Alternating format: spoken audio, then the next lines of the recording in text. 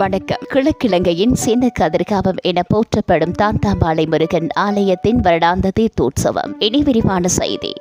கிழக்கிழங்கையின் மிகவும் பிரசித்தி பெற்றதும் தொன்மை வாய்ந்ததுமான மட்டக்களப்பு தாந்தாம்பாளை முருகன் ஆலயத்தின் வருடாந்த உற்சவத்தின் திருவிழா 30ஆம் திகை வியாழக்கிழமை பக்தர்களின் அரோகரா கோஷத்தோடு இடம்பெற்றது. வியாழக்கிழமை அதிகாலை முருக பெருமானுக்கு விசேட பூஜைகள் இடம்பெற்ற பின்னர் ஆலயம் ஒன்றலில் அமைந்துள்ள தீர்த்த கேணியில் நாதஸ்வர மேளங்கள் தாளங்கள் முழங்க தேர் திருவிழா மிகவும் சிறப்பாக இடம்பெற்றது. கதிர்காம கந்தன் ஆலயத்துக்கு செல்ல முடியாத முருக பக்தர்கள் சின்ன கதிர்காமம் என அழைக்கப்படும் இந்த தாந்தாம்பாளை முருகன் ஆலயத்தின் தங்களது வேண்டுதலை நிறைவேற்றுவது மரபாக இருந்து வருகின்றது. உற்சவ கால பிரதம குரு சிவஸ்ரீ பத்மநிரோஜ ஈசான சிவம் குருக்கள் மற்றும் ஆலய பிரதம குரு சிவஸ்ரீ நவரூபன் குருக்கள் தலைமையின் கீழ் 21 நாள் திருவிழாக்கள் நடைபெற்றன. கடந்த 9ஆம் திகதி கொடியேற்றத்துடன் ஆரம்பமாகிய இவ் ஆலய வருடாந்த திருவிழா சுவாமி உள்வீதி வெளிவீதி வலம் வருதல் இடம்பெற்று வியாழக்கிழமை ஆலய வளாகத்தில் அமைந்துள்ள தீர்த்த குளத்தில் நடைபெற்ற தீர்த்தோற்சவத்துடன் இவ்வருடத்துக்கான திருவிழா